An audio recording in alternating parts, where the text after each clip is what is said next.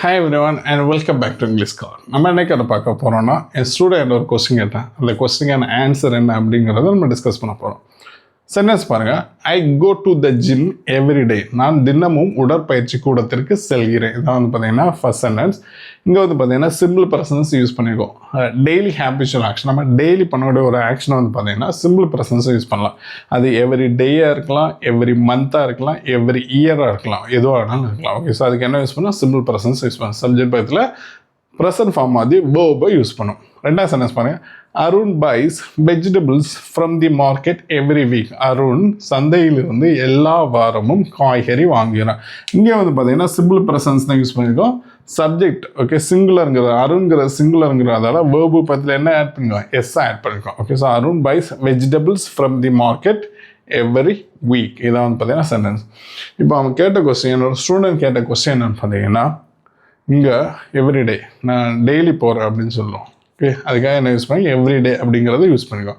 இப்போ இது வந்து பார்த்திங்கன்னா ஒரு நாள் விட்டு ஒரு நாள், இன்றைக்கி போகிறோம் நாளைக்கு போகல, டே ஆஃப்டர் டுமாரோ போகிறோம், ஜிம்முக்கு போகிறோம், ஒரு நாள் விட்டு ஒரு நாள், அதை எப்படி சொல்கிறது அப்படின்னு கேட்டேன்.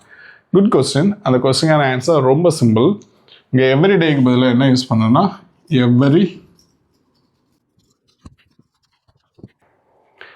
டேக்கு பதில் எவ்ரி அதர் டே அப்படிங்கிறத யூஸ் பண்ணால் போதும். அப்போ சென்டென்ஸ் எப்படி வரும், I go to the gym every other day. இதான் பார்த்தீங்கன்னா இந்த கொஸ்டினுக்கான ஆன்சர். நான் ஒரு நாள் விட்டு ஒரு நாள் உடற்பயிற்சி கூடத்துக்கு செல்கிறேன். இதான் வந்து பார்த்தீங்கன்னா இந்த சென்டென்ஸ்க்கான ஆன்சர், எவ்ரி அதர் டே. ரெண்டாவது சென்டென்ஸ் பாருங்கள்.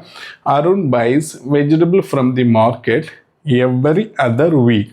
ஒரு வாரம் விட்டு ஒரு வாரம் சந்தையிலிருந்து அருண் காய்கறி வாங்குகிறான். இதான் வந்து பார்த்தீங்கன்னா இந்த சென்டென்ஸ்க்கான மீனிங்.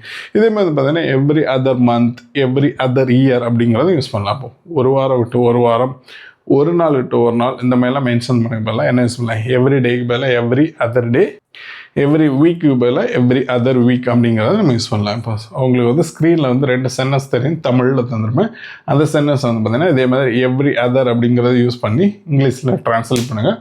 அந்த கொஸ்டினுக்கான ஆன்சர் வரக்கூடிய வாரத்தில் நான் போஸ்ட் பண்ணுறேன். Okay, if you guys have any questions, please let me know in the comment section. I am really happy to help you. If you like this video, please click the like button, share it with your friends and family members also. Subscribe to this channel. Thank you guys. Bye.